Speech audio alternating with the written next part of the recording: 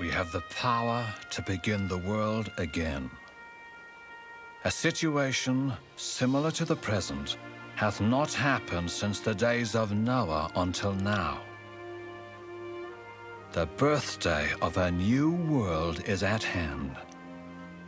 Thomas Paine, 1775.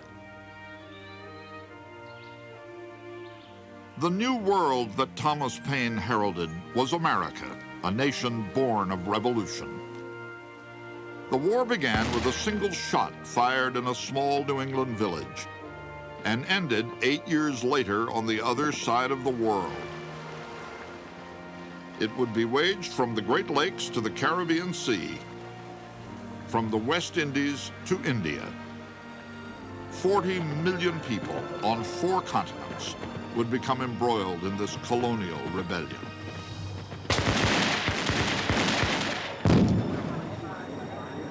And within the colonies, Americans would bitterly fight their first civil war.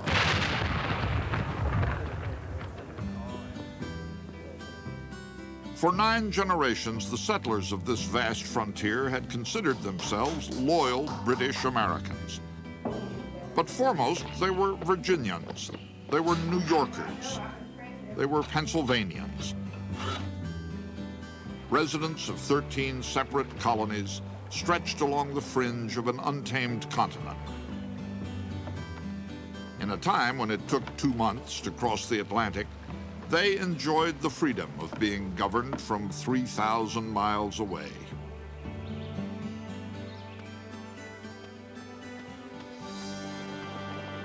But Parliament reached across the ocean with a firmer hand, demanding new taxes, forbidding settlement of the western frontier, sending royal troops to enforce British will.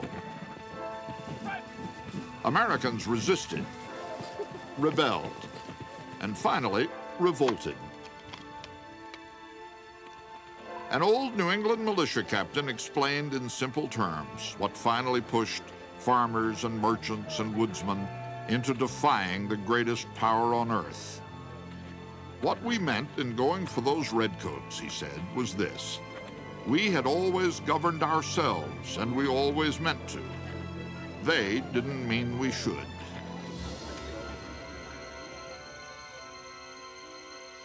On the night of April 18, 1775, the question of who would rule America was about to resound in gunfire.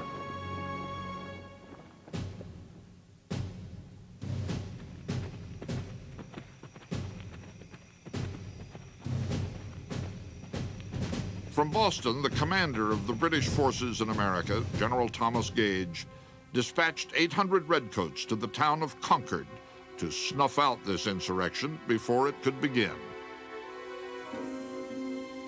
Having received intelligence that ammunition, artillery, and small arms have been collected for the avowed purpose of raising a rebellion against His Majesty, you will march to Concord, where you will seize and destroy all military stores whatever.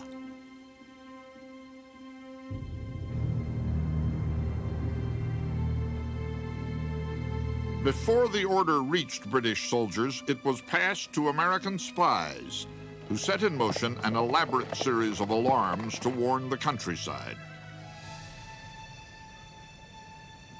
Shortly after 10 p.m., 2 lanterns glowed briefly in the steeple of Boston's Old North Church, just long enough to signal patriots across the Charles River that the redcoats would move that night by water. The official courier of the Massachusetts Provincial Congress, a 40-year-old silversmith named Paul Revere, received urgent orders from Joseph Warren, the head of rebel intelligence. About 10 o'clock, Dr. Warren begged that I would immediately set off for Lexington. 2 friends rowed me across the Charles River. They landed me on the Charlestown side, went on to the town, and there got a horse. The moon shone bright.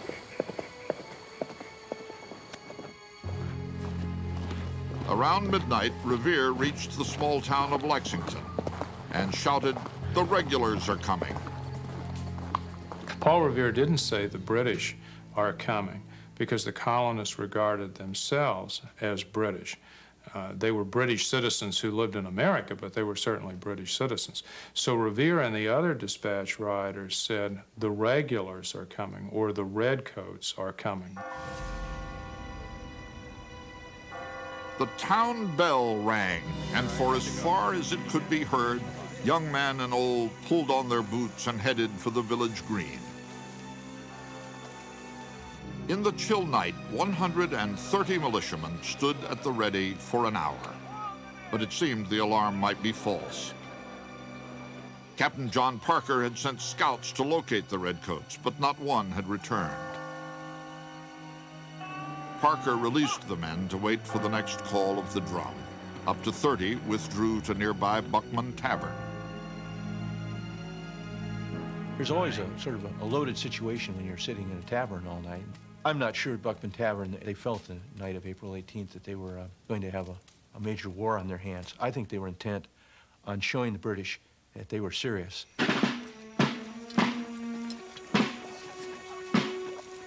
Out on the road, the regulars were being driven hard, a mile every 16 minutes.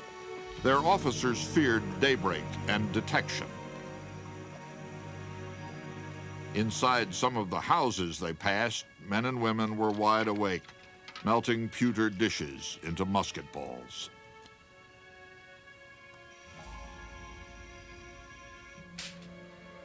Inside Buckman Tavern, all was quiet. At about 4:30, a scout returned with news. The redcoats were indeed coming. They were less than half a mile down the road.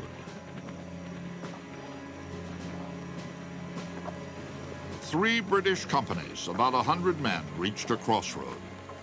A hot-blooded young lieutenant had to choose between taking his men toward Concord, where he had been told to go, or into Lexington, where he could see armed Americans waiting.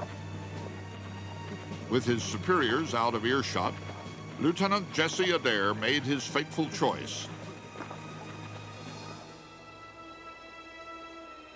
At 5 o'clock on the morning of April 19th, he led his men toward Lexington Green.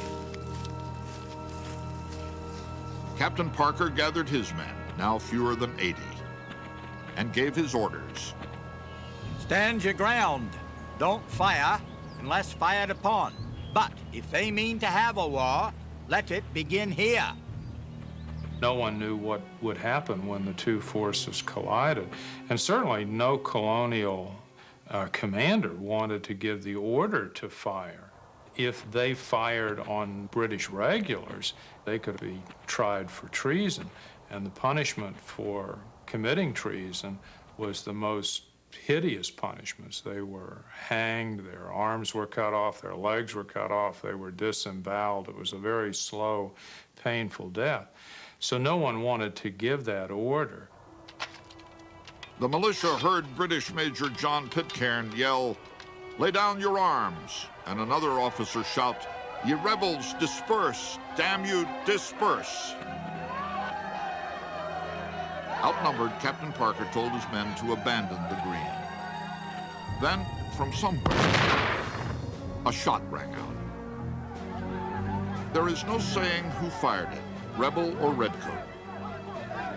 But in that puff of smoke, the bond of kinship between England and America was severed.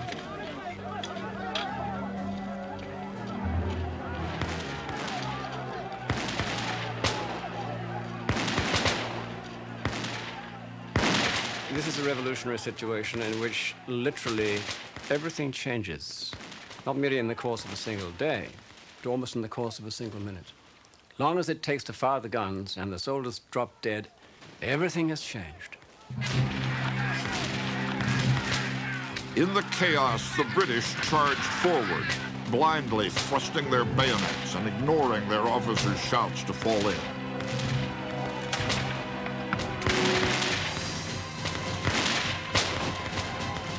At last, the drums brought the redcoats back into ranks, and their officers marched them the way they were supposed to have gone in the first place, toward Concord.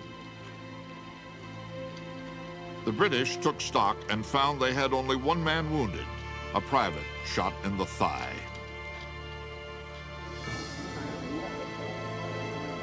For the families in Lexington, the toll was unthinkable.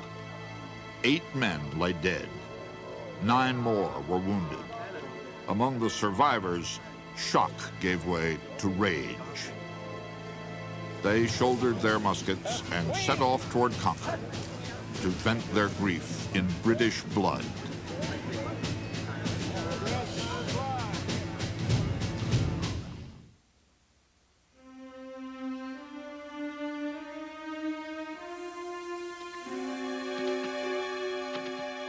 Paul Revere never finished his midnight ride. Just after 1 a.m., he was captured by a British patrol. But the alarm was carried to Concord by a local physician, Samuel Prescott, who had been recruited by Revere less than an hour earlier. As day broke on April 19th, virtually every town within 20 miles had been alerted that the Redcoats were coming.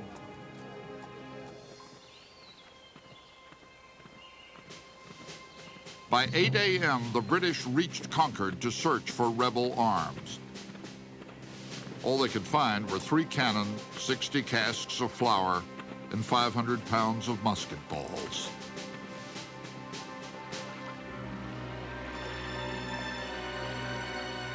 A mile and a half north of Concord, about 100 Redcoats were holding a small bridge. On a hill above them, 400 angry militiamen gathered and waited.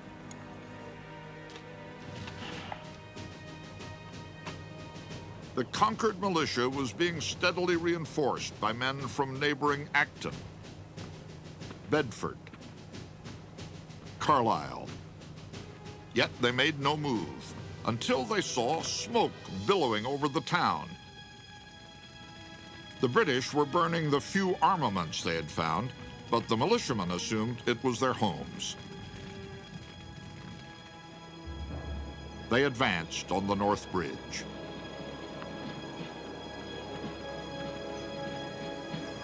Minuteman Amos Barrett reported he was within 15 rods of the Redcoats, about 80 yards, when they opened fire. They fired 3 guns, one after the other.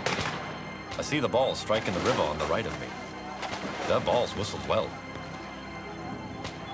Militia Major John Buttrick shouted, "Fire, fellow soldiers, for God's sake, fire!"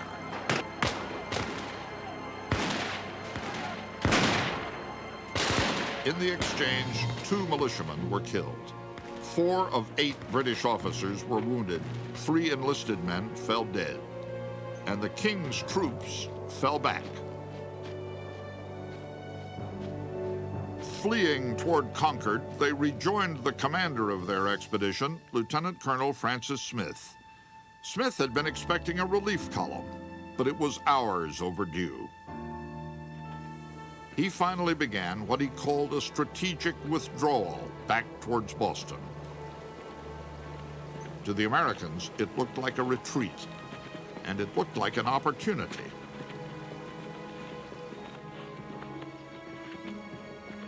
Using a shortcut, the militia reached a crossing called Merriam's Corner ahead of the King's troops. Taking cover behind houses, fences, and trees, they waited for their quarry to march into their trap.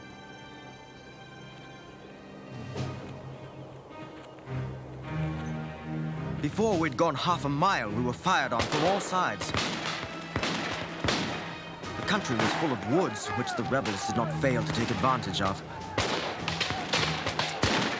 But they were all lined with people who kept an incessant fire upon us. Their numbers increasing from all parts, while ours was reduced by deaths, wounds, and fatigue. Lieutenant John Barker.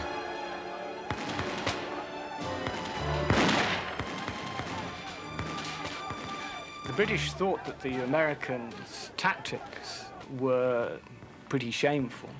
Many British participants complained bitterly at the way in which the Americans had, from behind cover, shot at them on the road. They found this very difficult to cope with.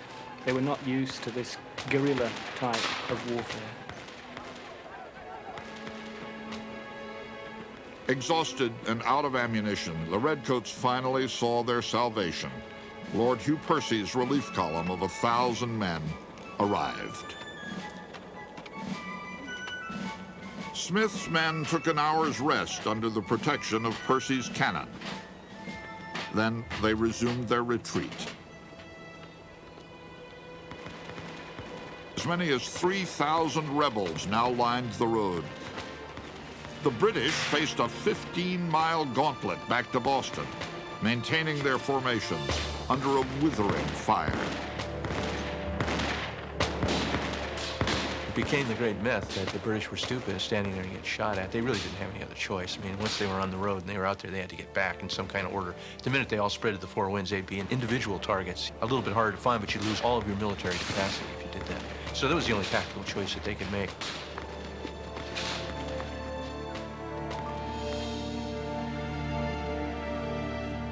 At sundown, the Redcoats finally reached safety near Boston. More than 270 men, nearly 1 in 6, were wounded, missing, or dead.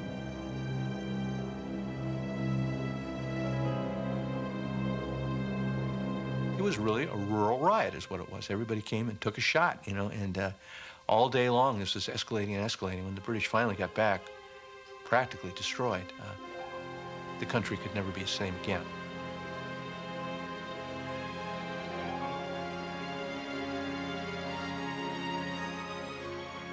The day after Lexington and Concord, Lord Percy wrote with a newfound respect for the rebel farmers. Whoever looks upon them as an irregular mob will find himself much mistaken. They have men among them who know very well what they are about. For my part, I never believed that they would have attacked the king's troops or have had the perseverance I found in them yesterday.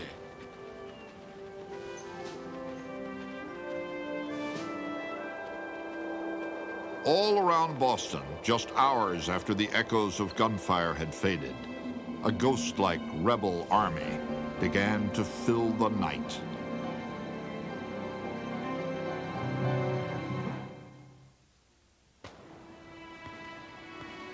The country into which I had just set my foot was set on fire about my ears.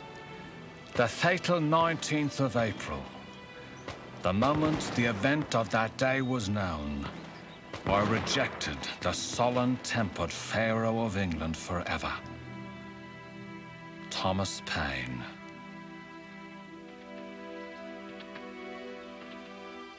After the clash at Lexington on April 19th, express riders rushed from one New England village to another, shouting the news that the king's troops had spilled colonial blood. Within a day, 20,000 men responded. The militiamen are now simply ordinary farming people with their hats turned around, as you might say, and with a rifle or with a musket. How good soldiers are they? Well, they've drilled. They've had perhaps some target practice. They are amateur soldiers. Their counterparts, the British Redcoats, once had been weavers or shoemakers or farmers themselves. But each had failed and found himself forced into the job of last resort, British soldier. A popular English saying warned, "A messmate before a shipmate before a stranger before a dog, and a dog before a soldier." The Redcoats, whether or not they were the dregs of British society, and many of them came from the very poorest of the poor, it's true, were full-time soldiers, taught how to kill and how to bayonet, and taught also discipline, so that they were, in a sense, trained to act like automatons and to go onto the field of battle and do what they were told. With a combination of punishment and of terror and of threats if they deserted, these people once caught, in a sense, became what you might call His Majesty's slaves. And these were the very same people who, under better circumstances, would simply have emigrated to America to escape all this. Only a generation before, redcoats and colonists had fought together in the French and Indian War. Together, they drove the French from North America, but at a crippling cost to the British. England was in debt, and for the first time, American colonists were expected to help pay Britain's bills. This is a nation that has been racked by a 7-year international war for empire with France and Spain. They've emerged the winners. They have an enormous war debt.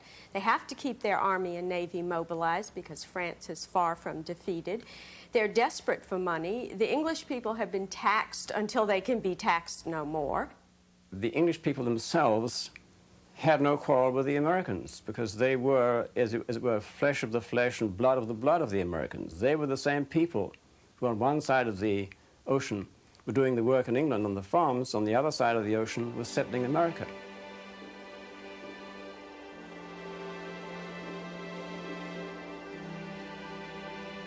On arriving in the New World, colonists had discovered two astonishing truths. First, land on this vast continent was available to nearly everyone. In England, only 1 out of 10 people owned property. In New England, 9 out of 10 did. Second, one didn't have to be born wealthy to acquire wealth. Land and opportunity were the true wonders of the New World. But trouble began in 1763. When Parliament barred colonists from further settling of the frontier. Overnight, Americans were denied the land on which their American dreams were to be built. Many settlers ignored this proclamation, but they could not ignore another, the Stamp Act of 1765. Every piece of paper, from pamphlets to playing cards, suddenly required a revenue stamp. This was a tax, plain and simple, and the Americans had never been taxed before. Colonists from New Hampshire to Georgia boycotted British goods. Riots broke out. The die is now cast.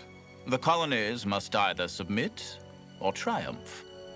I trust they will come to submit. King George III. But it was Parliament who submitted under the pressure of riots and boycotts. Less than a year after it was imposed, the Stamp Act was repealed. Still, the mother country failed to understand why her offspring resisted being governed. There was a very famous English statesman by the name of Edmund Burke, and he understood the Americans very well. He pleaded with Parliament to understand what it was the Americans wanted and to come to terms with them. He says, do you understand who they are? He says, these people, they are bold and fearless. And one thing which they have, which maybe perhaps is unlike other third world peoples, they have been raised in a tradition of English independence and of English autonomy. He said, they snuff the approach of tyranny in every tainted breeze. In every tainted breeze that comes, they snuff the approach of tyranny. As the British persisted in imposing new duties, tensions mounted. On March 5th, 1770, a mob of Boston dock workers ran up against a detachment of 9 British soldiers. The crowd, brandishing planks and clubs, began to taunt the redcoats, calling them scoundrel, lobster, sons of bitches. When hurling insults failed to incite the redcoats, the mob started to throw ice and rocks. Then, from somewhere in the crowd, someone yelled out, "Fire!"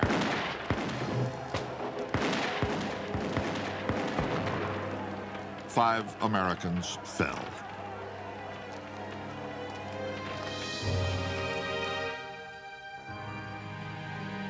A rebel agitator saw opportunity in this tragedy. He named it for history the Boston Massacre.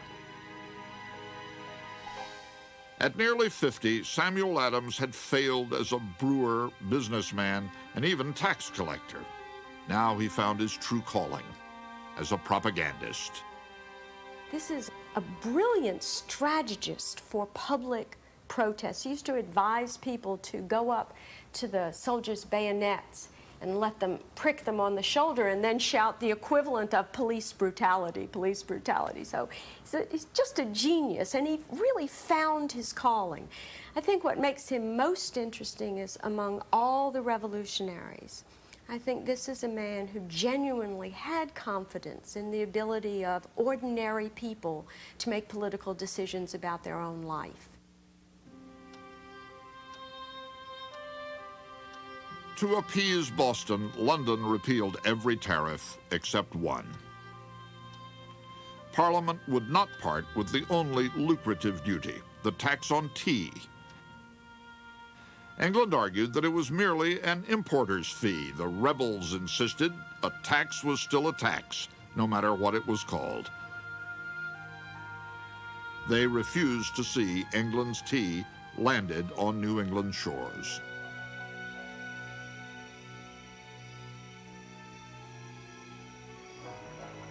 On the night of December 16, 1773, 150 rebels darkened their faces with coal dust, wrapped themselves in blankets, and marched to the harbor, disguised as Mohawk Indians to hide their identities.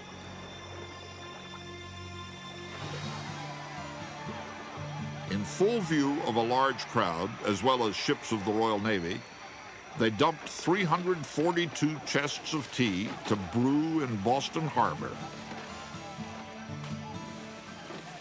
For the British, the Boston Tea Party was really the last straw. It indicated what most British politicians had felt for years, that Boston in particular and Massachusetts in general were the center of colonial disaffection. It convinced the British that firm action had to be taken against Boston and Massachusetts if British authority was to be restored. The British closed the port of Boston, cleared judges from their benches, and replaced them with Crown appointees. The punishment of Massachusetts alarmed all the colonies. Addressing the Virginia Convention, a shrewd, flamboyant lawyer rose to his feet and spoke treason. The war is actually begun. Why stand we here idle? Is life so dear, or peace so sweet, as to be purchased at the price of chains and slavery? Forbid it, Almighty God. I know not what course others may take, but as for me, give me liberty or give me death. Patrick Henry. 1 month later, 8 men lay dead on Lexington Green.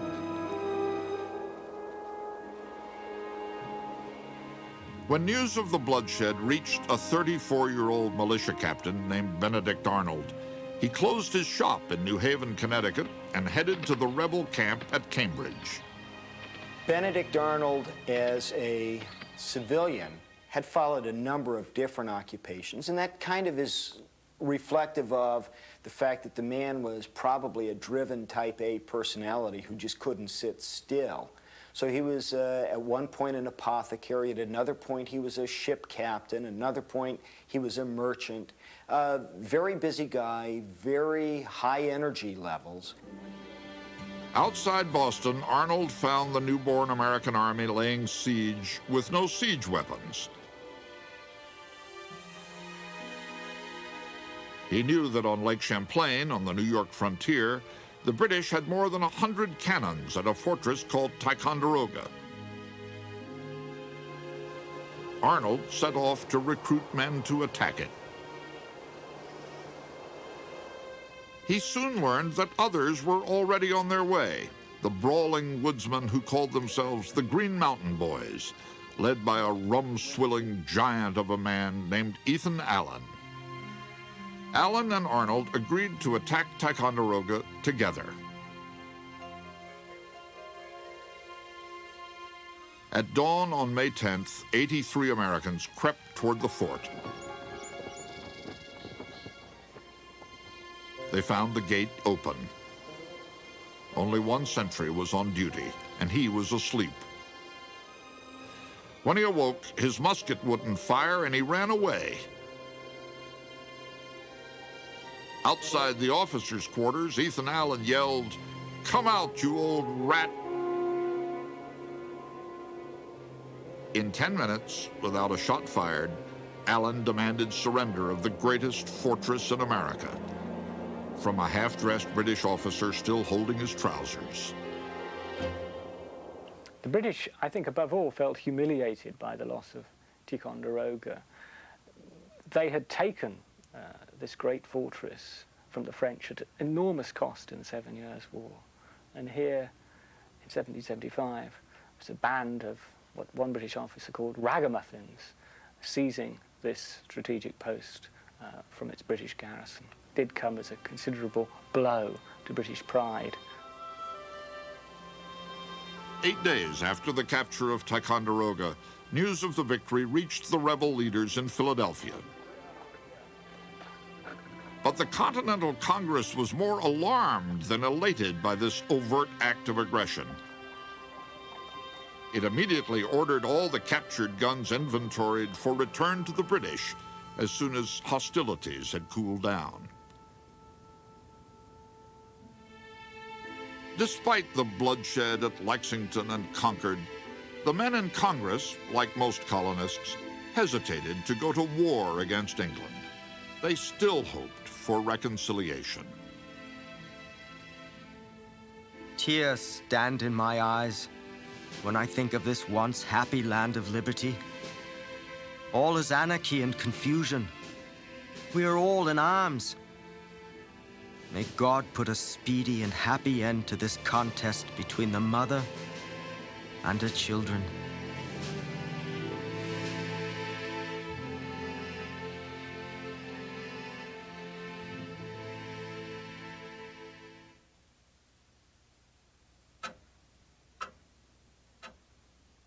Our situation here is beyond description, almost. We are every hour expecting an attack by land or water. Fire and slaughter are hourly threatened. Boston loyalist Peter Oliver. 2 days after Lexington, 20,000 rebels surrounded Boston. Trapped in the city with the Redcoats were thousands of Americans still loyal to the King of England. The British Commander-in-Chief, General Gage, had asked London for 20,000 more troops to suppress the insurrection. London granted 2,000, and 3 generals, Henry Clinton, William Howe, and John Burgoyne. The rebel press noted that the ship carrying the generals to the colonies was called the Cerberus, after the mythical three-headed dog that guarded the gates of hell.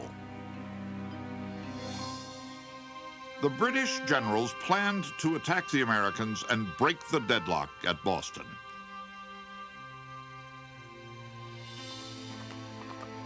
But within 24 hours, rebel spies reported the British strategy to the Americans. The Americans decided to move first and occupy the Charlestown Peninsula. Their plan was to build fortifications above Boston Harbor, the lifeline for British supplies. The place they chose was called Bunker Hill. The man they chose to lead them was Massachusetts Colonel William Prescott.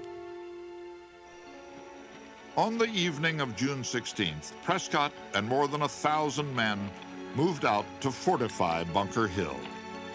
Instead, in the confusion of darkness, the rebels chose a lower site called Breed's Hill. The Americans labored all night on their defenses. At first light, a watchman aboard a British warship was shocked to discover that the face of Breed's Hill was crowned by a 136-foot-long entrenchment. General Clinton proposed landing 2 forces on the Charlestown Peninsula and trapping the Americans between them. Surprisingly, General Gage overruled him and prepared for a more perilous move, a frontal assault. The decision of the British to actually storm the American defenses on Bunker's Hill, or Breed's Hill as it was, may seem now rather odd, but the reason they did it, I think, was primarily psychological. The British had suffered an embarrassing, humiliating reverse on the day of Lexington and Concord. So they had to reassert the superiority of regular troops over the colonial militia. Gage's strategy required waiting 6 hours for high tide, 6 more hours for the Americans to fortify Breed's Hill.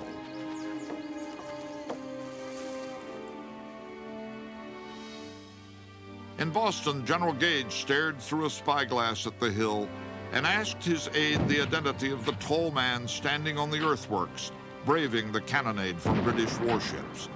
The aide said it was his own brother-in-law, William Prescott. When Gage asked, "Will he fight?" the aide replied, "I cannot answer for his men, but Prescott will fight you to the gates of hell."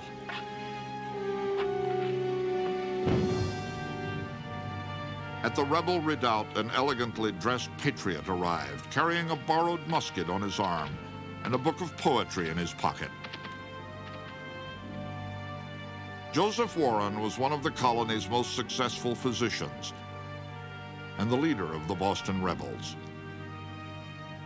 At dinner the evening before, he had confided to companions that he had foreseen his death on this hill, but he had no intention of ducking the fray. These fellows say we won't fight. By heaven, I hope I shall die up to my knees in British blood.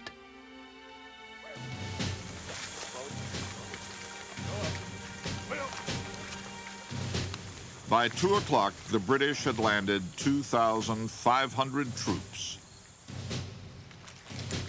By 3 o'clock, they were ready.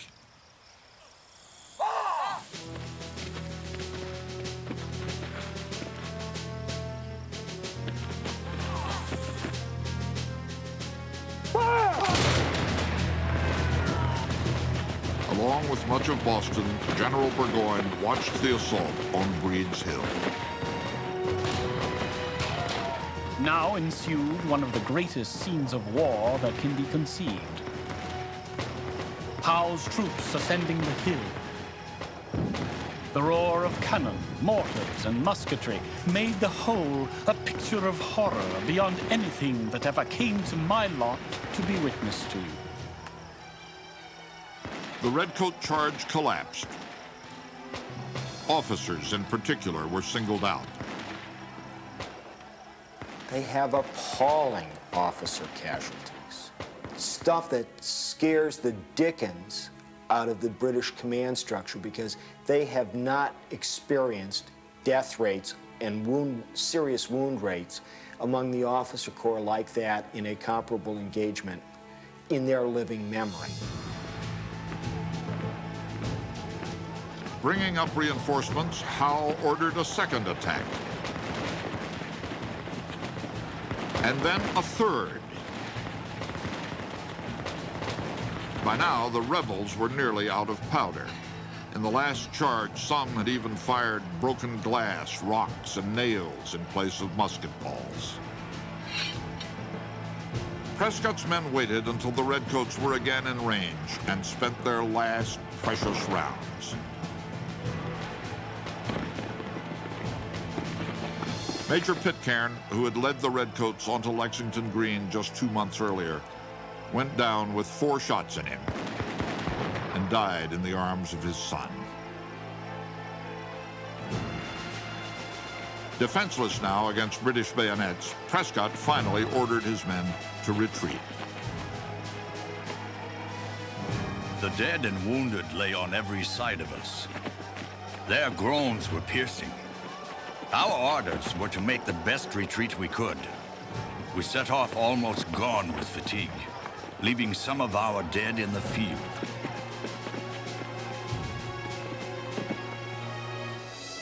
Among those left in the field was the Patriot leader who had foreseen his own death, Joseph Warren. A British officer on burial detail wrote, Dr. Warren I found among the slain, and stuffed the scoundrel with another rebel into one hole. And there he and his seditious principles may remain. Buying time for his comrades to retreat, Joseph Warren had been shot in the back of the head.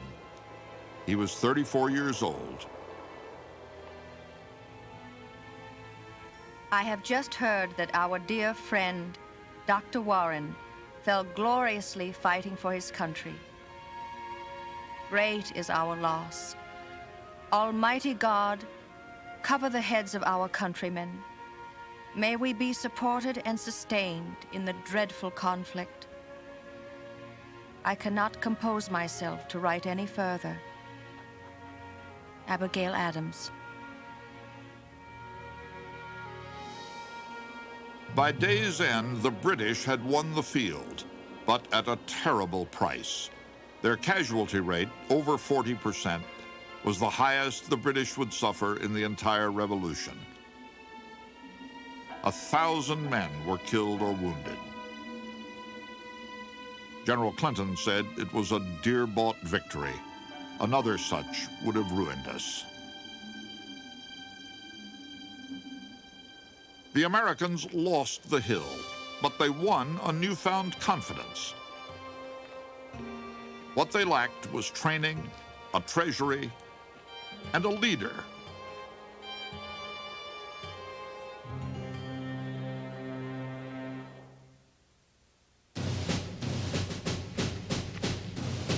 In May of 1775, as American militiamen surrounded Boston, the Continental Congress gathered in Philadelphia. The 45 delegates were greeted with parades and musket salutes. But to the British Crown, the distinguished members of the rebel Congress were outlaws. Every one of them could be hanged for treason. John Hancock, the wealthiest man in New England, had personally bankrolled the rebellion. Pennsylvania's most celebrated citizen, Benjamin Franklin, had just returned from rallying support in Europe for America's rebels. The radical orator Patrick Henry had been declared an outlaw by the governor of Virginia and could not set foot in his home colony. Finally, there was the always seditious Samuel Adams, the most vocal advocate of independence from the British Empire.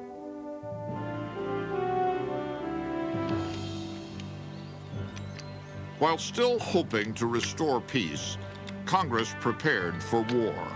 It proclaimed the jumble of militia companies besieging Boston the American Continental Army. Paying for the army was another matter. Congress had no power to levy taxes, so it simply invented a currency and issued 2 million new notes called Continental dollars. They were designed and engraved by silversmith Paul Revere.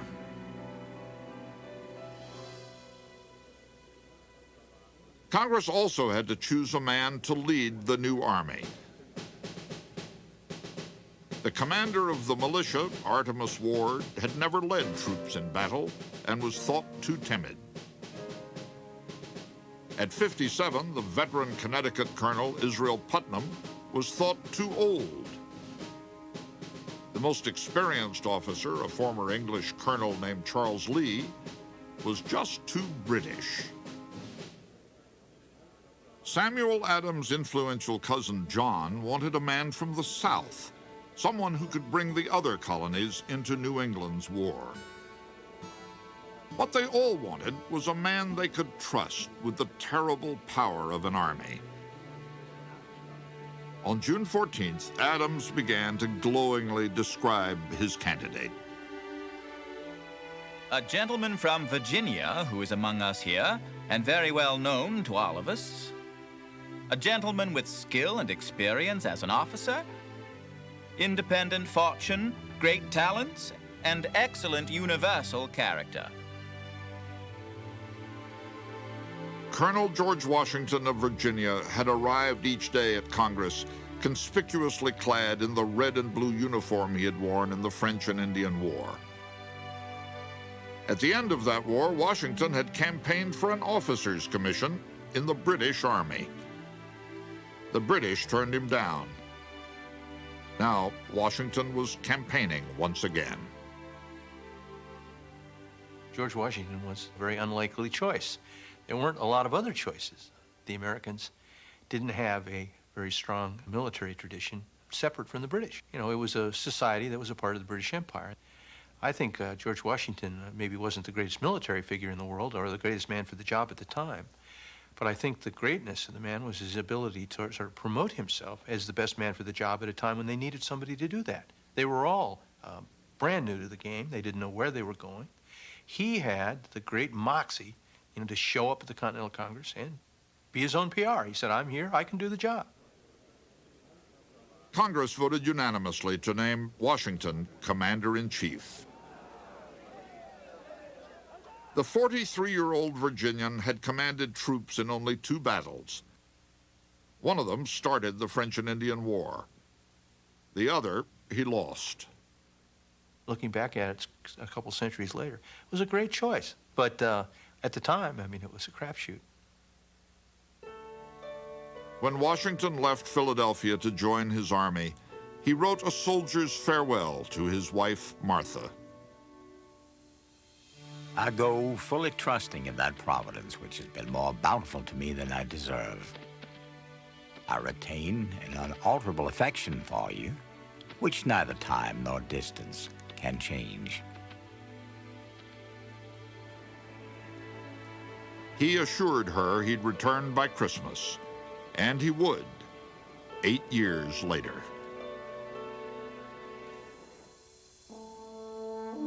Washington would be facing the finest army in the world. The British regulars had served an average 10 years, while the American militia was mostly untrained. But a New York newspaper noted a rebel advantage. It must be considered that there is a very material difference between a man who fights for his natural liberty and the man who only fights because he is paid. The British did possess 1,000 times the wealth of the colonists, who could barely manufacture weapons or gunpowder. The American Navy consisted of 8 small vessels against 270 British warships. The world would be watching to see if the insolent Yankees could vanquish the professional redcoats, to see if the American David could stand against the British Goliath.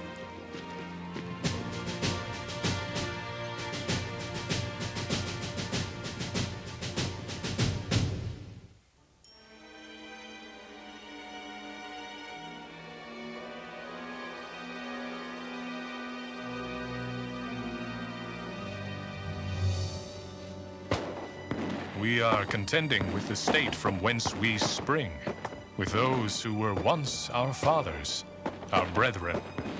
Victory, however decided, must be fatal, and whichever side prevails must weep over its conquests.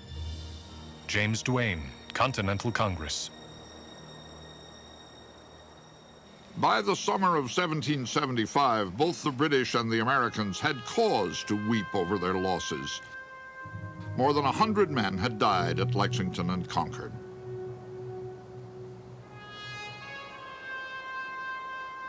Two months later, 1/7 of the King's forces in New England, more than 1,000 men, were shot down near a place called Bunker Hill.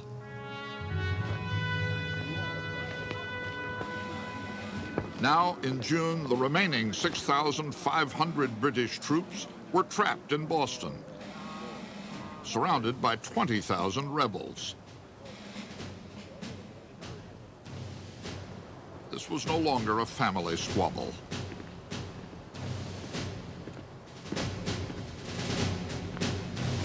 George Washington had not even learned of the battle at Bunker Hill when he set out from Philadelphia to take command of the rebel army outside Boston.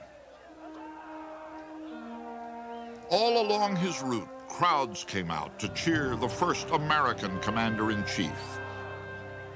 He looked every inch the general. In an age when riding was the highest form of athletics, Washington was perhaps the best horseman in the colonies. His uniforms had been expensively tailored to show his powerful physique to its best advantage. Understand, in an era when maybe the average male might have come in at around 5'8" and maybe about 145 or 150 pounds, George Washington was 6'3", 225. He could have played linebacker in the NFL. He understood how to use that commanding physical presence to provide the moral authority, and he worked almost all his life at enhancing that image. Washington's public image concealed the private fears he revealed in a letter to his brother. I am embarked on a wide ocean, boundless in its prospect, and from whence perhaps no safe harbor is to be found. I have been called upon by the colonies to take command of the Continental Army. I am thoroughly convinced that it requires greater abilities than I am master of.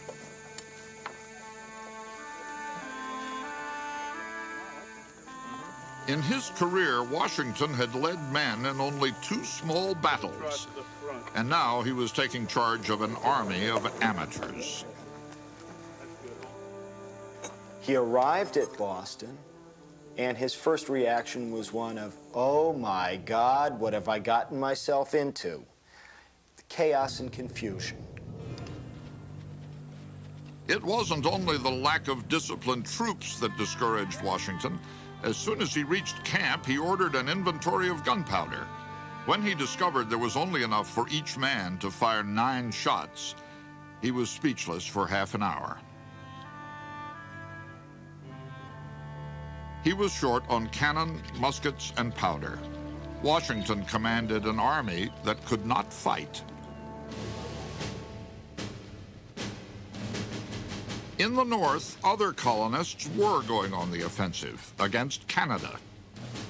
The northern colonists had always longed to annex Canada as a 14th colony. Now it seemed a necessity. Canada was a British possession, an ideal base for launching attacks on the colonies. Washington also coveted Quebec's military supplies. He described them as the largest stock of ammunition ever collected in America.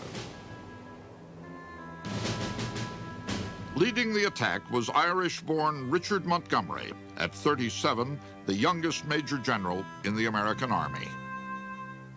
He was a British officer who came to New York in 1772, settled down to be a farmer in 1773, married the daughter of Judge Robert R. Livingston. They were madly in love, at least according to Janet, who referred to him as her friend, her lover, and her husband. Janet reports in her diary that she woke from a terrible dream in which her husband was killed by his own brother. And when she rushed to his side as he was dying, he didn't know her. Her husband's response to this was, you know that our happiness won't last, and we have but a short time together. To support Montgomery, Washington chose Colonel Benedict Arnold to lead a second army to Canada. Arnold planned to take more than 1,000 men to Quebec via the rugged route up the Kennebec River, while Montgomery advanced up the more accessible Lake Champlain corridor. Arnold was relying on a 10-year-old map to guide him 350 miles, all upstream, through the Maine wilderness. When Arnold set out to try the backdoor march to Quebec, he was attempting with a large military force to do what nobody except a very, very small exploring party had ever done before. They really didn't know, beyond some general rules of thumb, where they were going.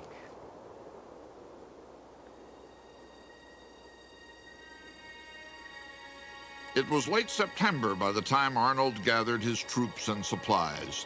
The air was already chilled by the approach of winter, but Arnold set out anyway.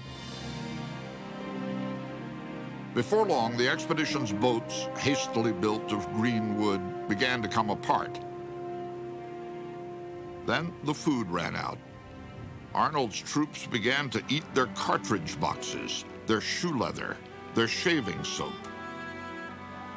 After 6 weeks, nearly 400 turned back. The rest struggled on through waist-deep, freezing water.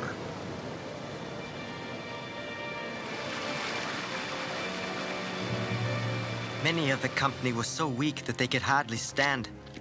When we attempted to march, they reeled about like drunken men, having now been without provisions 5 days. I passed many sitting wholly drowned in sorrow. My heart was ready to burst, and my eyes to overflow with tears, when I witnessed distress which I could not relieve. Private Abner Stocking. On November 9th, 8 weeks after the expedition set out, the survivors finally saw their target, Quebec. Arnold pitched his camp just out of range of Quebec's guns. He had little gunpowder and no cannons. Quebec was the most heavily fortified stronghold in North America. Though he was outnumbered 2 to 1, Arnold demanded the city's surrender. The British and Canadians, amply supplied, stayed comfortably behind their walls and waited for the invaders to starve or freeze to death. Then on December 2nd, Montgomery arrived with a supply of powder, several cannons, and an ambition equal to Arnold's.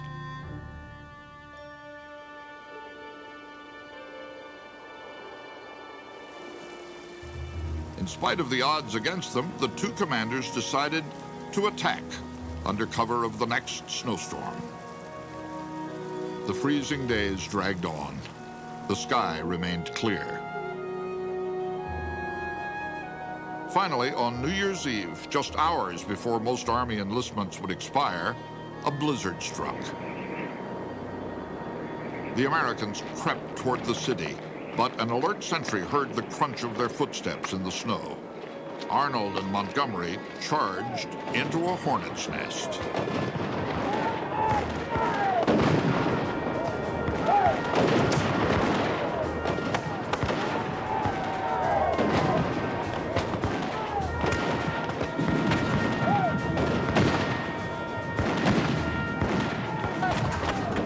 A musket ball broke Arnold's leg. Still, he tried to lead the attack, until his men finally persuaded him to limp to a surgeon a mile away.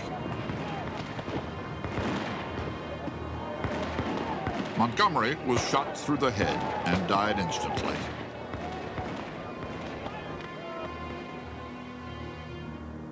His widow, Janet, would live another 52 years and never remarry.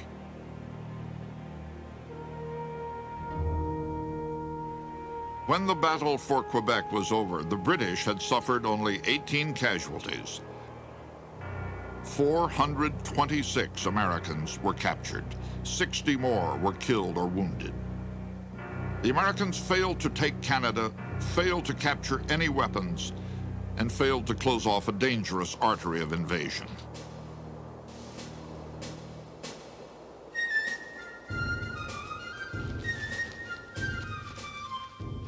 By the end of 1775, Americans had been at war for 9 months, but they still disagreed about what they were fighting for, reconciliation or independence. even in the rebel headquarters, some of Washington's officers still raised their glasses to their leader, George III, King of England.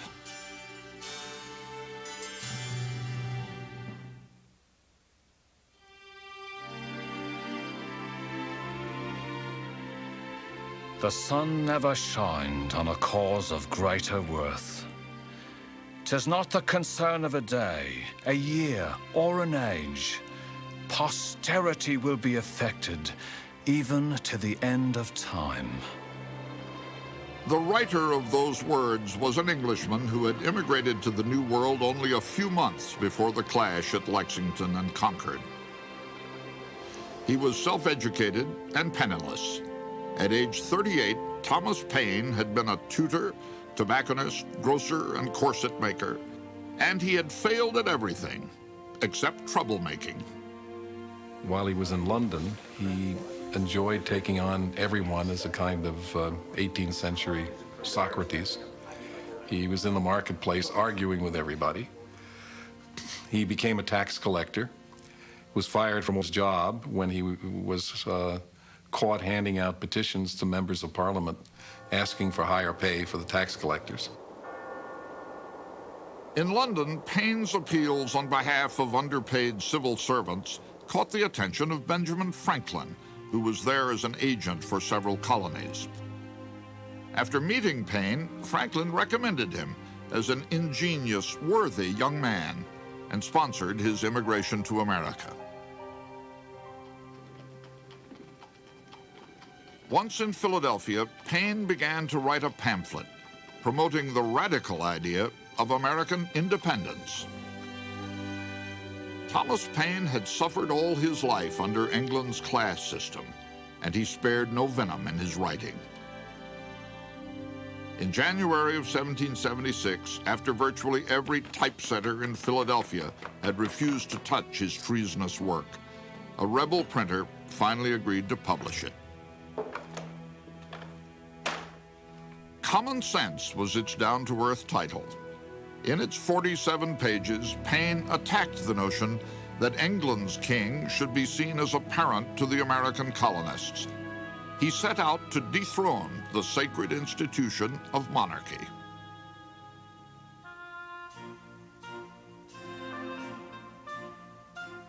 This is the most prosperous invention the devil ever set on foot for the promotion of idolatry. In England, a king hath little more to do than make wars and give away places. A pretty business indeed for a man to be allowed 800,000 a year for, and worshipped into the bargain. Paine, I think, virtually destroys the notion of monarchy as a form of government, which was really surprising because no one had been attacking monarchy in the colonies. It wasn't a political issue.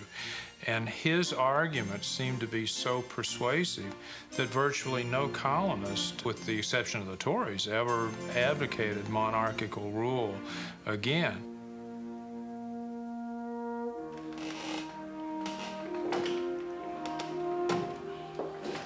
When it came out, Common Sense sold 120,000 copies in the first 3 months. And over the course of several years, it sold 500,000 copies. This was the equivalent, or almost the equivalent, of the Bible sales in colonial America. It was quite phenomenal. Common Sense was read aloud from street corners and pulpits, in taverns, parlors, and schools. The brilliant pamphlet was published anonymously. People speculated it had been written by Samuel Adams, John Adams, or even Benjamin Franklin. A Connecticut man wrote an open letter to the unnamed author. You have declared the sentiments of millions. We were blind, but on reading these enlightening words, the scales have fallen from our eyes. Tom Paine was saying in this pamphlet what a lot of people were now thinking but had hardly dared to say out loud. In other words, that the colonies were at war with England. Outside Boston, George Washington's army was still locked in a stalemate. But the impatient commander was about to find help in the form of a portly, enthusiastic Bostonian named Henry Knox. Knox realized that the deadlock could be broken by artillery, and there were heavy guns already captured and lying unused at Fort Ticonderoga.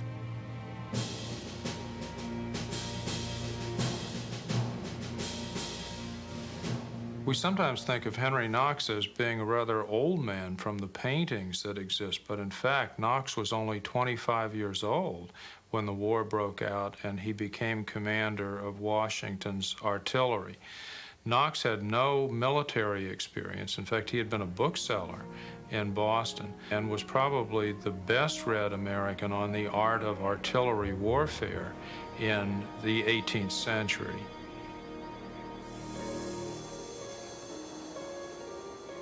In the dead of winter, Washington ordered Knox 300 miles northwest through ice and snow to Ticonderoga. The ingenious Knox had a plan for turning the season to his advantage. Dragging heavy artillery, especially without very unique types of gun carriages constructed for it to move it, is a very hard thing over the very poor frontier area roads. But if you go in winter, you can put them on sleds and drag them across the snow. In December, Knox left Ticonderoga with 59 cannons and mortars, 120,000 pounds of equipment. He wrote to Washington that he hoped to present a noble train of artillery in 16 or 17 days. 6 weeks later, Knox arrived with his noble train. Washington chose Dorchester Heights, overlooking both Boston and its harbor, to mount his cannon. But first, he had to fortify the heights, and the ground was frozen. Instead of digging trenches, the inventive rebels prefabricated their defenses, timber frames packed with hay, and hauled them into place overnight. By dawn on March 5, 1776, the anniversary of the Boston Massacre, Dorchester Heights was bristling with guns. General Howe thought it would have taken his army 3 months to build the same earthwork. In point of fact, as soon as Washington mounts the heavy guns, Boston is untenable and Howe has to evacuate. And it's because the heavy guns can sink the ships, and without the ships, Boston can't be defended by the British. Howe had been outmaneuvered. He sent a message to Washington. If the Americans would let him evacuate Boston in peace, he would not burn the city. Washington held his fire. He had no choice. He had the guns to shell Boston, but not the gunpowder. His entire fortification was a masterful bluff. On St. Patrick's Day, 1776, 9,000 British soldiers and 1,000 loyalists set sail for Nova Scotia. George Washington triumphantly entered Boston, only to find that the Redcoats and their collaborators had ravaged the city. The general did not hide his disdain for the Loyalists. One or two have done what a great number ought to have done long ago, committed suicide. With fewer than 20 men lost in the entire 8-month siege, Washington had run the British out of Boston. They would not see the inside of that city, the birthplace of the Revolution, for the rest of the war.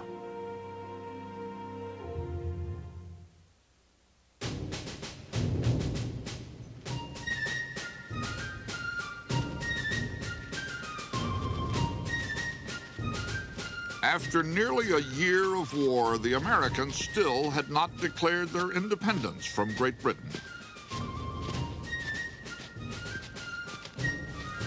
By John Adams' reckoning, only 1/3 of the colonists were for the rebellion. Another third were against it, and the remaining third were indifferent. The image that the American Revolution was a spontaneous mass uprising of united souls who possibly from birth yearned to be an independent nation is not at all true. Far fewer people were willing to break with the king. Some didn't really feel that the revolution was merited. Even within Congress, meeting at the Pennsylvania State House, some delegates still argued for mending the rift with England. But soon, the radicals pushing for independence would get an unexpected boost from King George himself. In January of 1776, ships arrived from England carrying the past year's news. The king had announced to Parliament 3 months earlier that he was gathering a huge force to crush the rebellion. On June 7, 1776, Congressional Delegate Richard Henry Lee, a tobacco planter from Virginia, rose to offer the inevitable resolution. That these united colonies are free and independent states, that they are absolved from all allegiance to the British Crown. They wish to make a declaration of independence, not only for the sake of the civilian population who would see this break, would realize what it was for and would support it, but perhaps above all, for foreign opinion, so that other countries could formally note that these colonies had set up their own independent government and therefore, crucially, could negotiate with foreign governments, could contract alliances, and could receive aid. Congress appointed a 5-man committee to draft a Declaration of Independence, among them Benjamin Franklin and John Adams. But none of the senior members wanted the tedious job of writing it. The document itself, they believed, would be an historical footnote, a technicality. So the task was foisted on the committee's youngest member, 33-year-old Thomas Jefferson. Jefferson didn't want the job either. His mother had recently died, and he had just returned from Virginia after being bedridden for 6 weeks with a migraine headache. Nevertheless, during 2 hot June days and nights, in a second-story rented room, Jefferson bent over his portable writing table and produced the first draft of the most enduring protest document in the history of the free world. Jefferson's words, though magnificent, were not wholly original. He borrowed from his Virginia neighbor, George Mason, who in turn had borrowed from the 17th century British philosopher John Locke. Just weeks earlier, Mason had written in the preamble to the Virginia Constitution that all men by nature are equally free and independent and have certain inherent rights, namely the enjoyment of life and liberty. There's nothing new in the Declaration of Independence. If its arguments hadn't been familiar and understandable, it wouldn't have been a very powerful document of justification. What you might say was radical about it was, after all, it was an initial formal statement of the first of the modern revolutions against king government and an established legitimate constitution. After 9 hours of heated debate in airless rooms, Congress passed the Resolution for Independence. 13 separate English colonies now called themselves the United States of America. The delegates voted on July the 2nd, 1776, a date John Adams was certain would go down in history. On July the 4th, the President of Congress, John Hancock, was the first to sign the treasonous document. In just 79 words, Jefferson defined the ideals of the newborn nation. We hold these truths to be self-evident, that all men are created equal, that they are endowed by their Creator with certain unalienable rights, that among these are life, liberty, and the pursuit of happiness.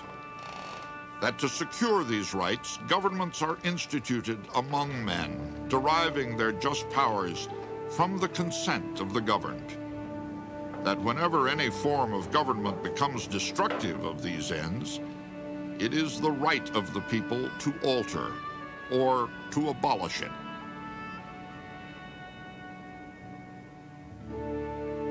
Although the man who wrote the Declaration of Independence championed the ideal of equality, Jefferson himself owned nearly 200 slaves.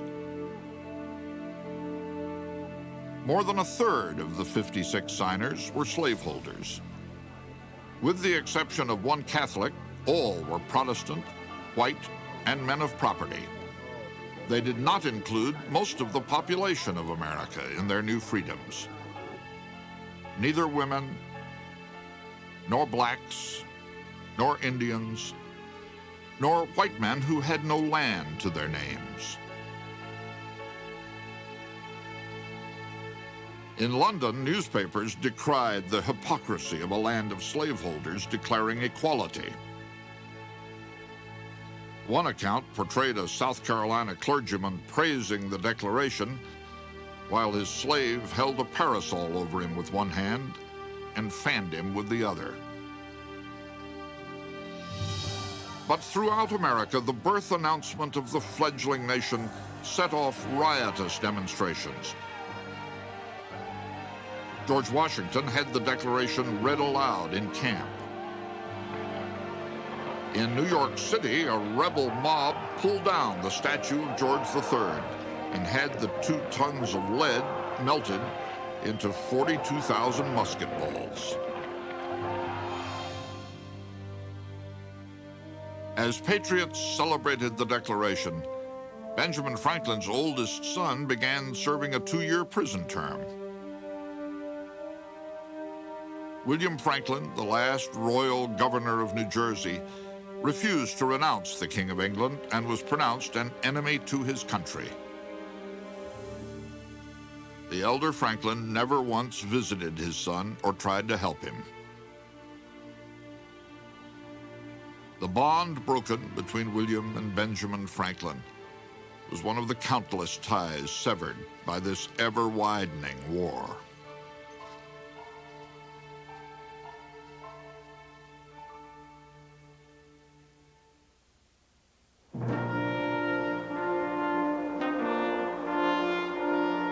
The week the Declaration of Independence was approved in Philadelphia, 100 miles away, New York's harbor was growing white with sails.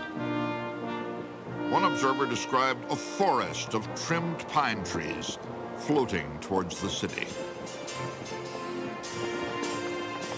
The largest force that ever sailed from Great Britain, 32,000 soldiers, 10,000 sailors, and 52 warships, was gathering to crush the rebellion in a single campaign. To make certain of it, the British had hired 8,000 of the best trained and most feared soldiers in the world, Hessians from Germany. Because they were mercenaries and because they didn't care anything about the land which they were sent except that they were supposed to fight there, they behaved with enormous indifference and enormous brutality. After an entire year as commander-in-chief, George Washington faced his first battle. But without a navy, New York was the worst possible setting for his baptism of fire. It strategically was an extremely difficult, in fact, really an impossible place for Washington to defend. Manhattan Island is an island, obviously. Long Island is an island. And the British had absolute naval superiority. But Congress insisted that Washington defend New York City. Against General William Howe's army of professionals, Washington could field just 19,000 soldiers, and only a handful could be termed professional. Many were militiamen, untrained and untried. Many were short-term recruits, like 15-year-old Joseph Plum Martin, a Connecticut farm boy. Soldiers were enlisting for a year's service. I did not like that. It was too long a time for me at the first trial. I wished only to take a priming before I took upon me the whole coat of paint for a soldier. Joseph Plum Martin entered military service while he was still only 15 years of age. He was living with his grandparents in Milford, Connecticut, not very happy living there. He faced a hard life of work on the farm. He was looking for adventure. He felt that it was an obligation of young men to serve in the military. After learning that his first battle would be for New York, Martin discovered a patriotic fervor. I was told that the British Army was reinforced by 15,000 men. I did not care if there had been 15 times 15,000. I should have gone just as soon. The Americans were invincible, in my opinion. The rebel army may have looked invincible to a young private, but Washington and his generals had failed to reconnoiter the battleground. Not so the British. General Henry Clinton had spent his youth in New York when his father was the royal governor. He took it upon himself to survey the American defenses on Long Island, and he found their weak spot. The forward American line was thinly held by 3,000 troops, and a pass to the east was undefended. Clinton devised his strategy. While part of the British Army preoccupied the Americans, the main force would slip behind them and close the trap. Against 3,000 rebels, Clinton planned to deploy 20,000 troops.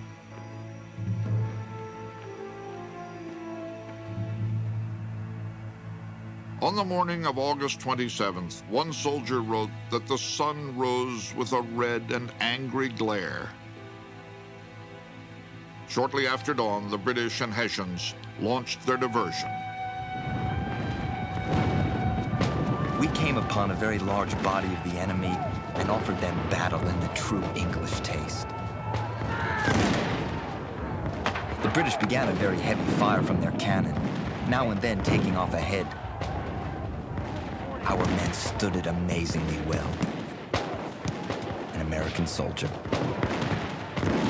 1 hour after the fighting began, the Americans heard the roar of cannon behind their lines and realized they were surrounded.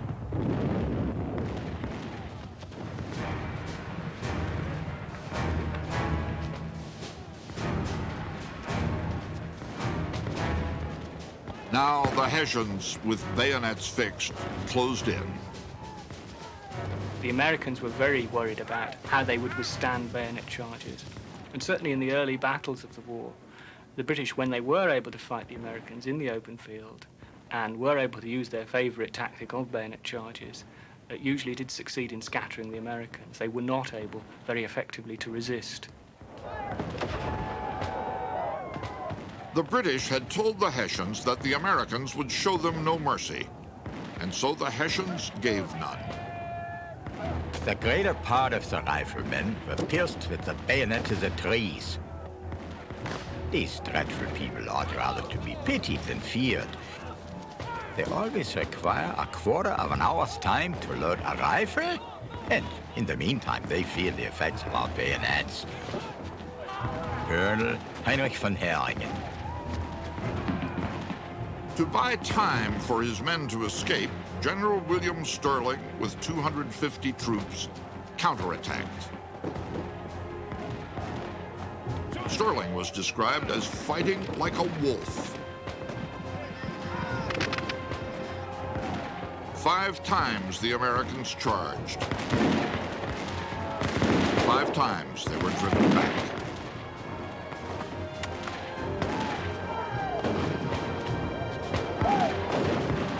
Washington sent in reinforcements, including the regiment of Joseph Plum Martin. But the battle had turned into a rout.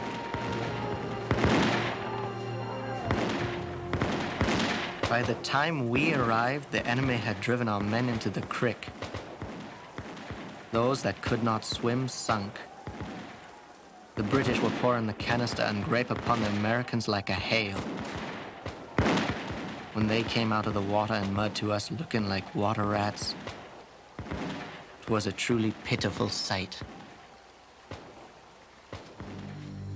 On Long Island, the Americans had fought their first formal battle and lost. On the British side, 400 soldiers were killed, wounded, or missing. But Washington lost nearly 1,500 men. The Americans were now trapped on Long Island with their backs to the East River. But hours passed, and the British did not attack. Here was where the legacy of Bunker Hill occurred. General Howe was in a position to destroy Washington's army if he moved quickly. But Howe hesitated. He wanted more information. He wanted more men. He paused, and when he paused, a storm blew up. The day after the battle, a heavy rain fell all day and through the night. While it fell and the British waited, Washington began to round up boats. The concept of evacuating an army from a position like Brooklyn was almost unthought of in European terms. Therefore, the British don't expect it. The Americans, the brash young men, don't know you're not supposed to be able to do it. So they go out and do the thing because nobody told them it was impossible. At dawn on August 30th, 3 days after the battle, sniper fire from the American camp mysteriously ceased. General Howe sent out a patrol. It soon returned with an astonishing report. George Washington, with 10,000 men, had vanished in the morning fog.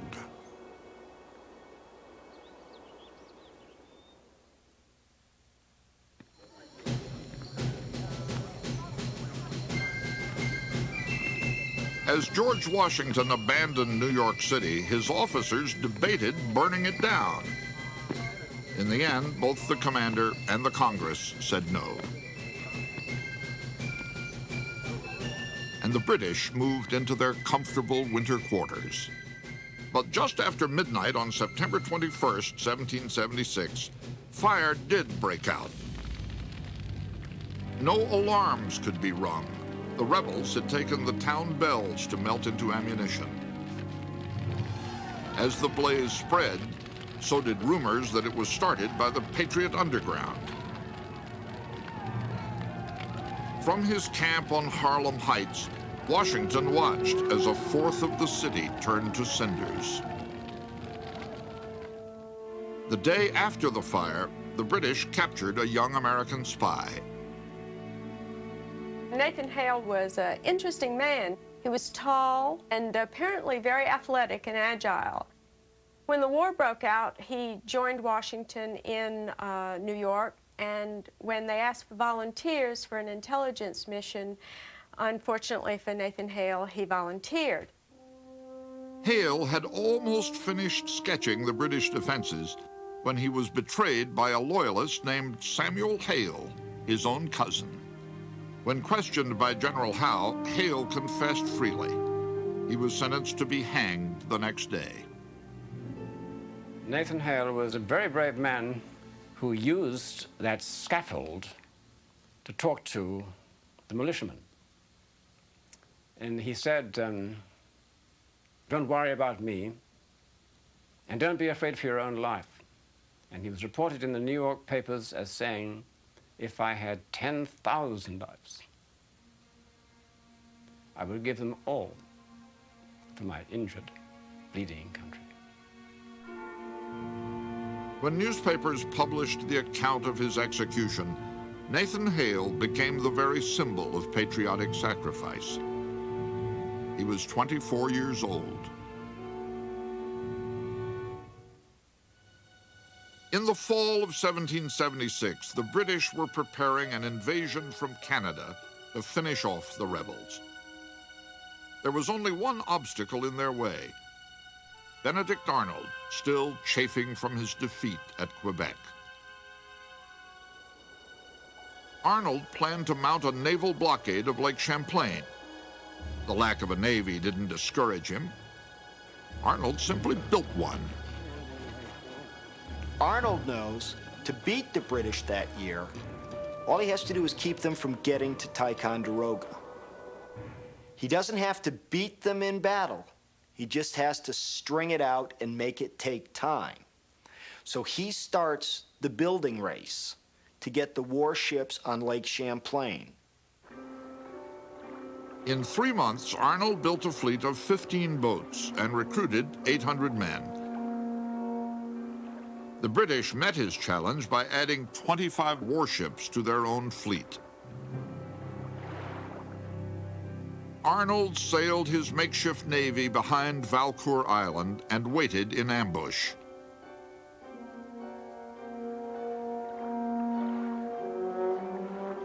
At noon on October 11th, 1776, the British flotilla found him. And the battle began. Arnold fought with a fury. Lacking trained gunners, he aimed some of the cannons himself, even while directing the fray.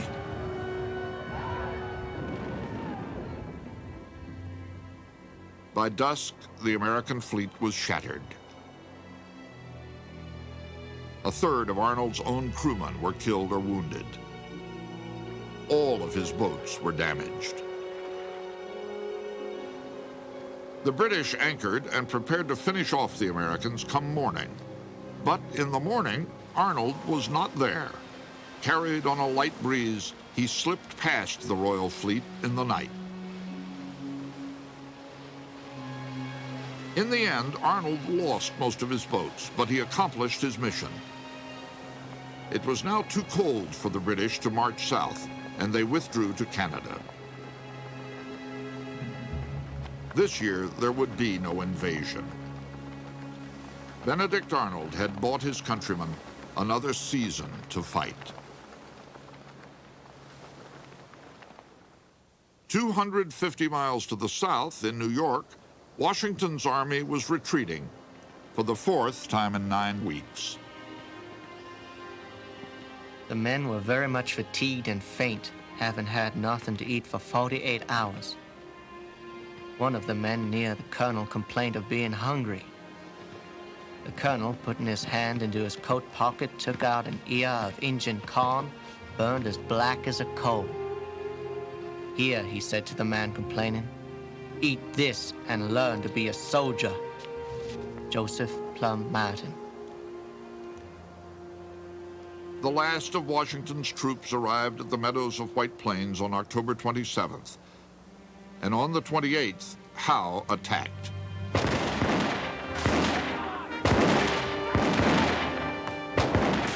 Once more outnumbered and outflanked, Washington managed to escape across the Hudson River into New Jersey.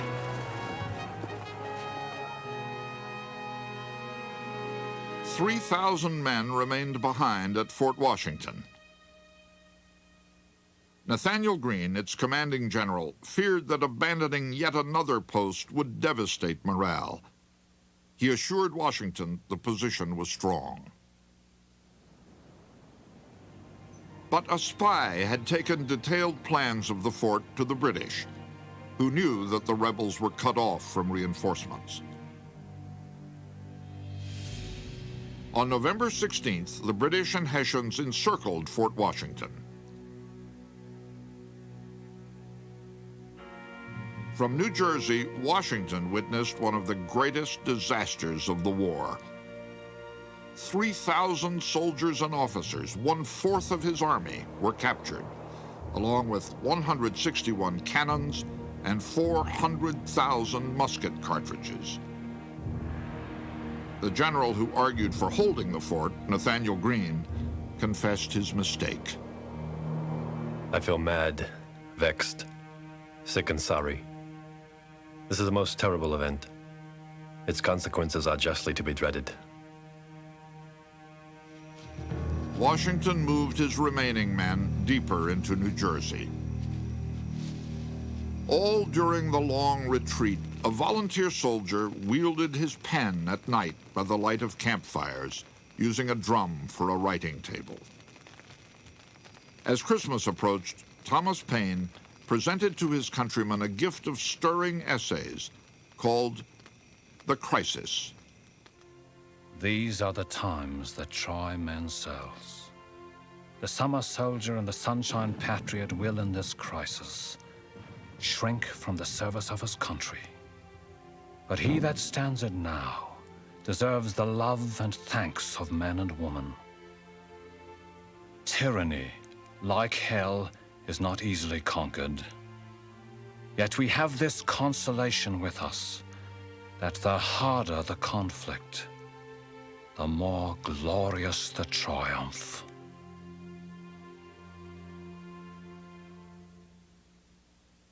After 2 months of retreat, Washington reached the outskirts of Trenton, New Jersey, with only 3,000 men. George Washington's forces had been chased out of New York, and across the river into New Jersey, and down through New Jersey, across the Delaware, when it seemed as though his army was reduced just to a few hundred.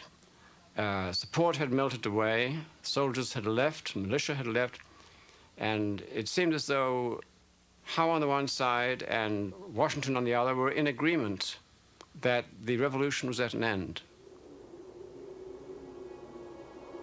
A week before Christmas, George Washington, despondent, wrote to his brother John. Between you and me, I think our affairs are in a very bad condition. Not so much from the apprehension of General Howe's army as from the defection of militia.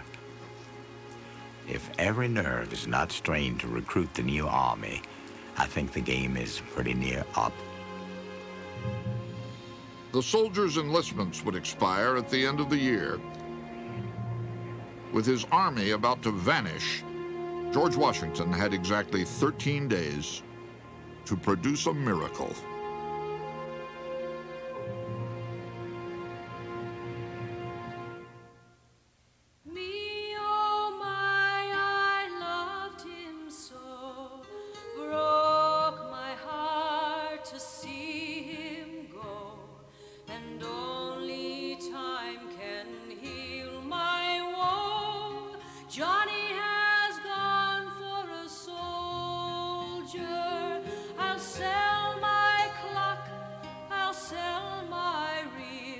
Likewise, I'll sell my spinning wheel to buy my love a sword of steel.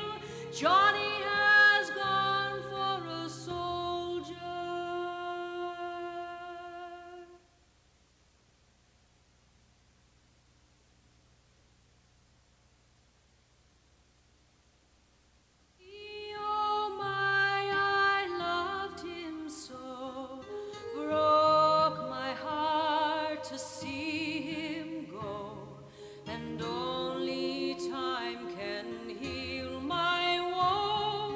Johnny has gone for a soldier. I'll sell my clock, I'll sell my reel. Likewise, I'll sell my spinning